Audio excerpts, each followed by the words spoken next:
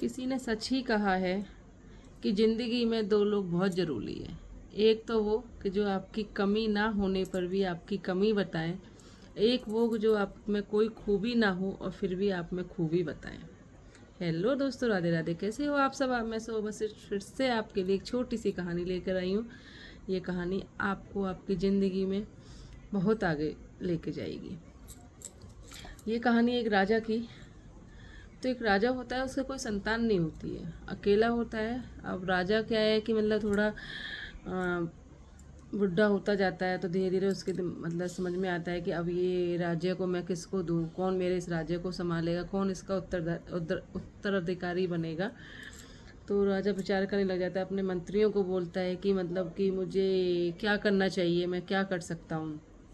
तो मंत्री सब लोग बोलते हैं कि आप तो किसी को भी बना सकते हो, किसी किसी को अडॉप्ट कर सकते हो, या किसी को मतलब जो आपका मन करे किसी से मतलब उसके लिए आप इसका उत्तराधिकारी बना सकते हैं। लेकिन राजा को किसी की बात समझ में नहीं आ रही थी, क्योंकि राजा को कोई ऐसा उत्तराधिकारी बनाना था कि जो मतलब राजा बनने के बाद में सबकी सेवा करे, सबको अपना अपना सके, मतलब अपनापन होता है उसके अंदर, वह वो होना चाहिए। राजा को ऐसे एक व्यक्ति की तलाश थी। पूरे गांव में, सब जगह आसपास के गांव में भी इस बात का मतलब वो कर दिया कि हाँ ऐसे राजा ने ऐसे ऐसे बोला है कि कोई भी आएगा और वो इंटरव्यू देगा और आके हम उसको राजा बनाएंगे। अब सब लोग आए। उस राजा ने बोला कोई इसमें बूढ़ा नहीं चलेगा, कोई जवान नहीं चलेगा, जो भी है कोई भी आए वो इंटरव्यू देगा, जो उसमें पास होगा उसको राजा बना दिया जाएगा। ठीक है। अब एक किसान का बेटा था दूसरे गांव में, वो उसको भी पता चलता है, ये बातें खबर लगती है। तो वो बोलता है अपने पापा से कि मुझे भी मतलब कि जाना है। तो उसके बाप बोलता है कि जाने को चले जाओ पर कुछ होगा नहीं। और तो बोलता है ठीक है। वो तैयारी करने लग जाता है। अब तैयारी करता है तो धीरे धीरे होता है क्या है कि उसके पास कपड़े नहीं होते पहनने के लिए, क्योंकि बहुत गरीब परिवार से होता है। जब कपड़े नहीं होते वो सोचता है अब क्या करूँ। वो उधार किसी से पैसे उधार लेता है, उसका बाप उसके लिए एक जैकेट खरीद के दे देता है। वो चल देता। जैसे ही राजा के नगर के निकट पहुंचता है तो वो देखता क्या है कि वहाँ पर एक भिखारी बैठा हुआ है और उसको कुछ खाने को मतलब वो उसको कुछ चाहिए। तो वो बोलता है कि मतलब कि मुझे कुछ दे दो। तो वो बोलता है कि मैं क्या दूँ। तो वो बोलता है खाने पे नहीं, खाने पीने को नहीं चाहिए, मुझे ठंड लगी है, मुझे कुछ कपड़े दे दो।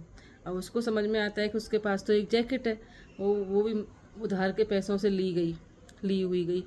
तो वो बोलता है कि अब मैं क्या करूँ। तो उसके मन में आता है कोई बात नहीं, मतलब इसको चाहिए तो मैं इसको वो दे देता हूँ। अब वो उसको जैकेट दे देता है। फिर वो राजा के महल में पहुँच जाता है।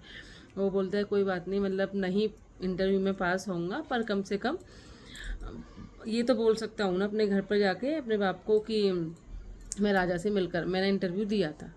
अब वो वहाँ बैठ जाता है। बैठ के मतलब कोई राजा के कक्ष में पहुँचता है तो वो देखता क्या है, और देखते ही वो आश्चर्य हो जाता है कि मतलब कि ये सब कैसे। क्योंकि वो भिखारी जो था वो कोई और नहीं, राजा था। वो बोलता है कि आप ये सब क्या, एक मेरे पास एक जैकेट थी, आपने ये भी ले ली और आप यहाँ आप राजा बनकर भी यहाँ पर आ गए, अभी आप मुझे भिखारी बनकर मिले थे।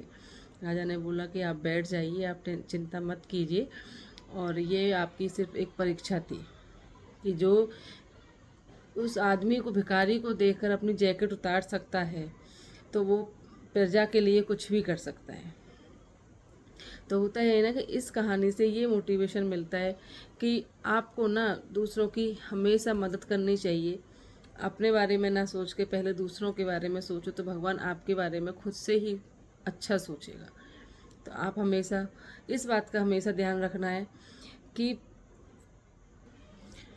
जो भी आप करते हैं सब ऊपर वाला सब देखता है, और अच्छा करेंगे तो आपको अच्छा फल मिलेगा, बुरा करेंगे तो बुरा फल मिलेगा। इसलिए पहले अपने आप से भी प्यार करो, दूसरे लोगों से भी प्यार करो, तो आपके लिए भगवान जो बैठे हुए हैं वो सभी अच्छा अच्छा अच्छा ही करेंगे आपके लिए। तो आज की कहानी में सिर्फ इतना ही। अगर आपको ये मेरी कहानी अच्छी लगे तो लाइक करना, शेयर करना, सब्सक्राइब करना। आज की कहानी में सिर्फ इतना ही। Thank you so much.